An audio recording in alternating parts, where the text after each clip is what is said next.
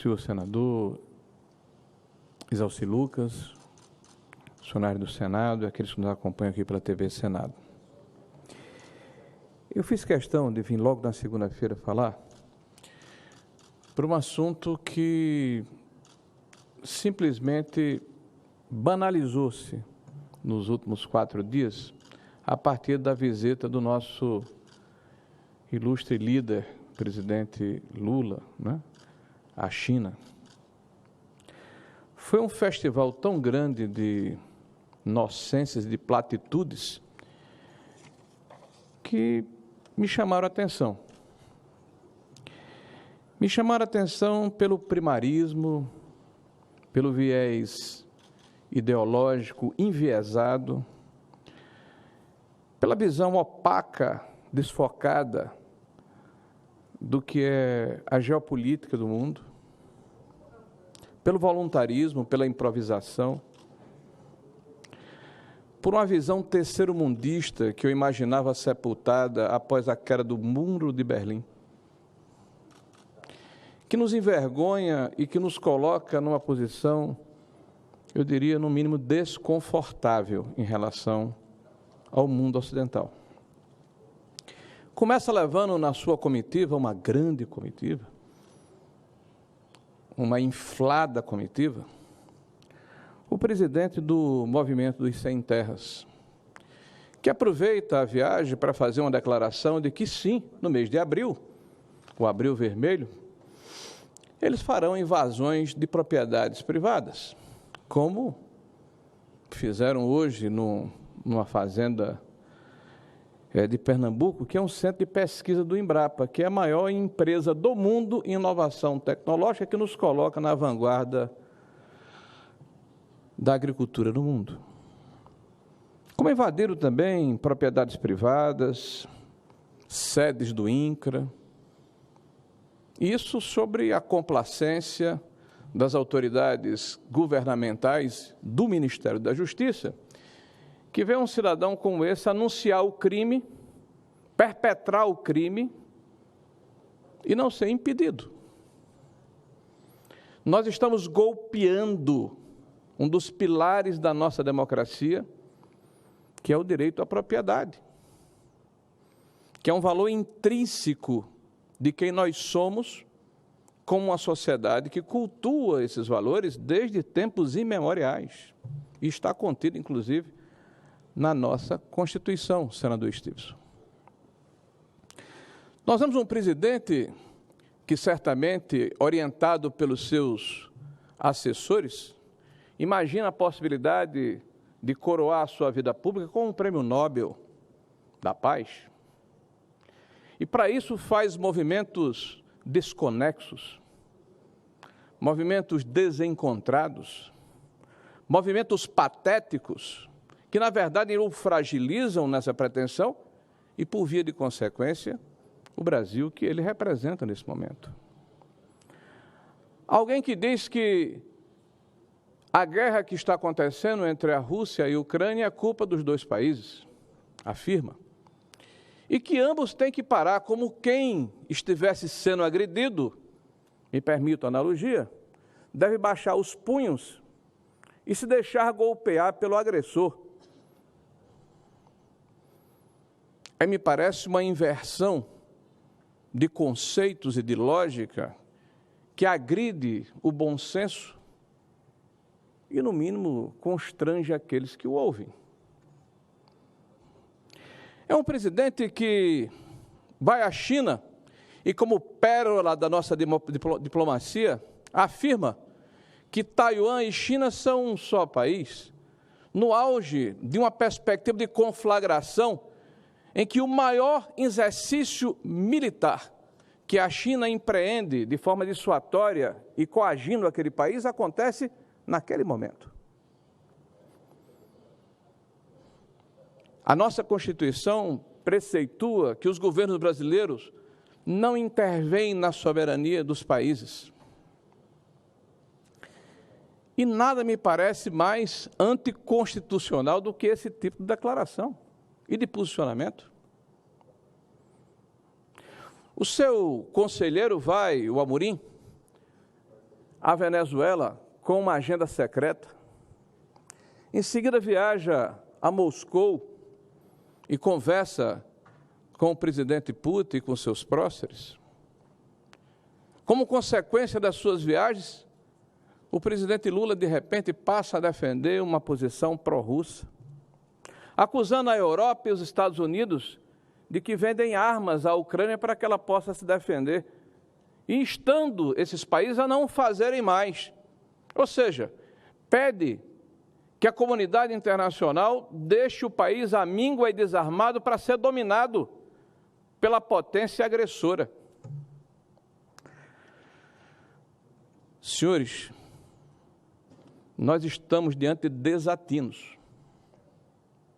Um presidente que vai à posse na China da atual presidente dos BRICS, que, aliás, nós tivemos uma troca, certamente, que não foi muito favorável ao nosso país.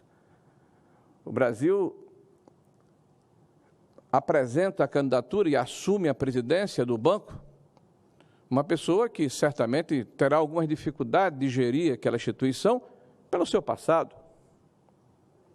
Porque alguém que conseguiu quebrar a economia brasileira com tanta eficácia, certamente não fará diferente nesse organismo multilateral. Mas o presidente incentiva a presidente Dilma a dizer: não empreste mais dinheiro ao Brasil. O Brasil já é grande o suficiente, já tem sua infraestrutura resolvida, vamos emprestar aos países pobres, principalmente da América Latina, que precisam dessa atenção. Ora, meus senhores, países que sequer são sócios dessa instituição.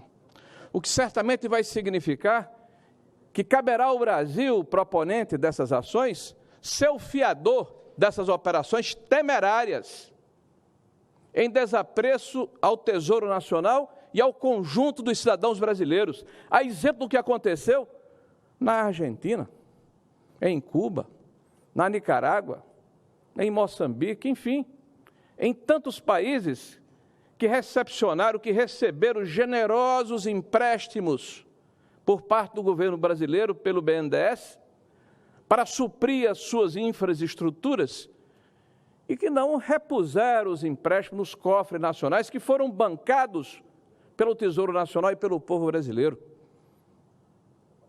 Nós temos hoje um presidente que orienta o seu presidente do BNDES a voltar a emprestar a países que são devedores do Brasil. Me permitam, isso é uma insanidade.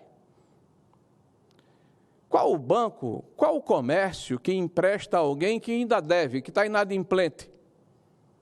Me parece que o Brasil inverte a lógica sobre o governo do presidente Lula. Certamente, todos estamos nos perguntando aonde vamos chegar.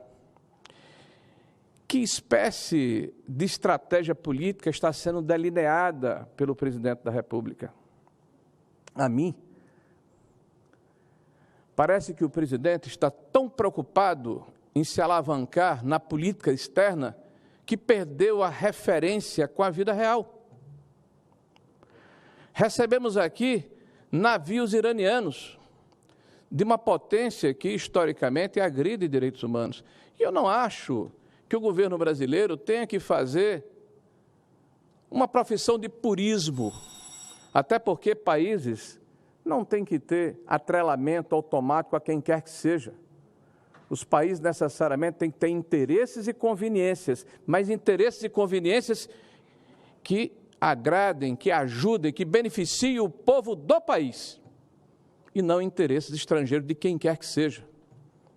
A ação do presidente da República hoje é muito mais de um ventríloco do Putin, que defende uma nova ordem mundial baseada na anexação e na reintegração dos territórios da antiga União Soviética, que reprime a sua população, que mantém pedaços expressivos da sua população, dos seus opositores na cadeia, que impede a liberdade de expressão. Nós não podemos ser cúmplices desse tipo de atitude. Por isso, senhor presidente, pedindo apenas mais um minuto para concluir a nossa... É que uso a tribuna do Senado da República, a Casa da Federação, para repudiar essas agressões reiteradas feitas contra uma política internacional revestida de bom senso. Poderão dizer que o presidente Bolsonaro negociou com o Putin a questão do fertilizante para manter a infraestrutura agrícola do país. É verdade. Mas em nenhum momento o presidente Bolsonaro tomou posição naquela guerra. E não fez porque a tradição do Brasil é não interferir na questão ligada aos países vizinhos. E essa lição, me parece, que o presidente Lula precisa voltar a aprender. Vamos fazer melhor aqui no Brasil, para não fazer tão feio lá fora. Muito obrigado, senhores presidentes, senhores senadores.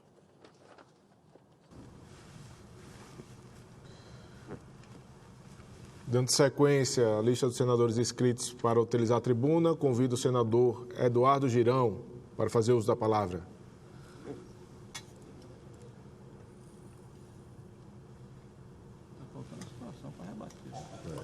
Aí fica. Mas o recado chega.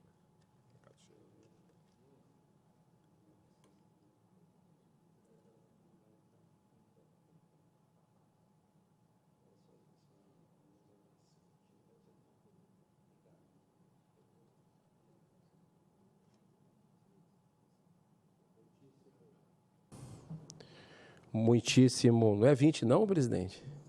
Sessão extra. É. Tá, porque se prepare, porque hoje...